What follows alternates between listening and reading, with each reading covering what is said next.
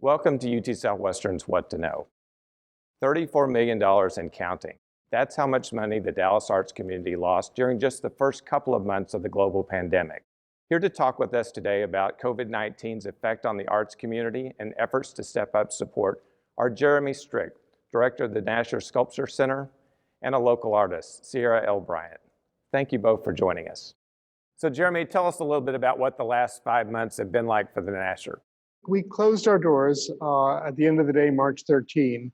And since then, I'm happy to report that our staff remains healthy.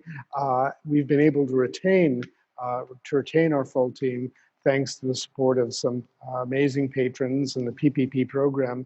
This has been devastating because galleries have been closed, exhibitions canceled or postponed. The whole economics of the profession have been really sort of shaken to the core. So it's been a really, I think, difficult time for artists. And while it's certainly a difficult time for museums as well, I believe that one of the urgent priorities is through this time to find ways to do what we can to work with artists that even while we're closed, to make their work available through our Windows program. So it's been a really challenging time and a difficult one in so many ways, but also something that's been really exciting. So Sierra, you're the featured artist this week at the Nasher Windows program. Tell us a little bit about your installation and what you hope people take away from it. This installation is a iteration of one of my previous ones called Server. And this installation for the Nasher Windows is Server, a Streamed Revolution. And pretty much it is my experience of a digital archive plastered everywhere of what I've experienced in the last 3-4 months of the pandemic, as well as, this revolution that we're going through. So Jeremy, particularly early on in the pandemic, none of us were sure how this was going to go. And obviously there were economic implications for all artists. Tell us what you were hearing about that and what you've seen along the way. All of a sudden, the world just seemed different and our lives were different. And certainly for museums, our whole business was built around bringing people in. It's been a challenging time for institutions, organizations across the board, from the larger institutions in the arts district to small community-based organizations.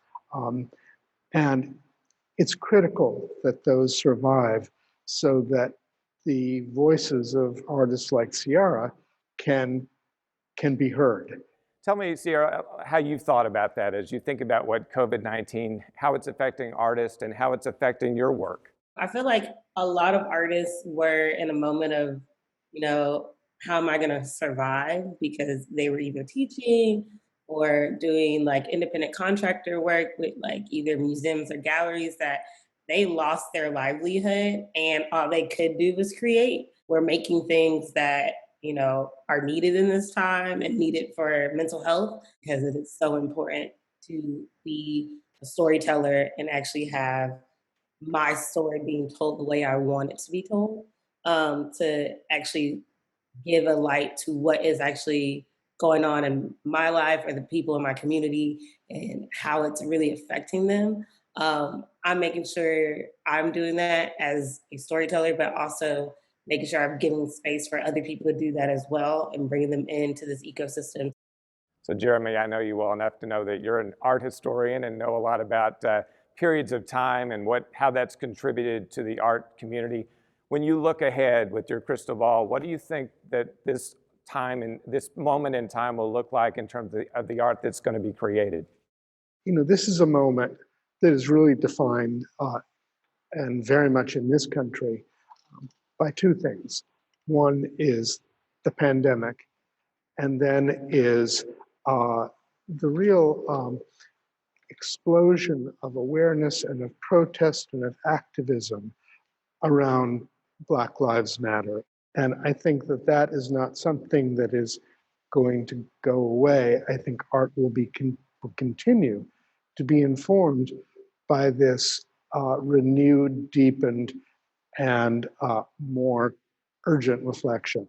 So Jeremy, there'll be another side to this, we know, and so eventually things will begin to open, the natural will open. What will that look like for all of us? We've worked with a number of organizations throughout Dallas and developed a common set of standards for safety. And those have been adopted by, I think, well, over 50 organizations, which is really something unprecedented. I don't think any city in this country can boast such a coordinated, uniform response. This group that formulated these guidelines was advised by Dr. Trish Pearl, who is a professor of infectious disease at UT Southwestern, and her input was critical. So I think that visitors will be able to feel confident that everything is being done that can be done to keep them safe and to keep our staff safe. Well, I want to thank you both for joining us. Art is such an important component of our Dallas-Fort Worth community, and we really appreciate hearing from you, your perspectives, and also your optimism about how art will help us all get back to a more normal existence. So thank you again for being with us. Thank you. It's been a pleasure. It was awesome. Thank you so much. Thank you again for joining us. Until next week, stay safe and stay healthy.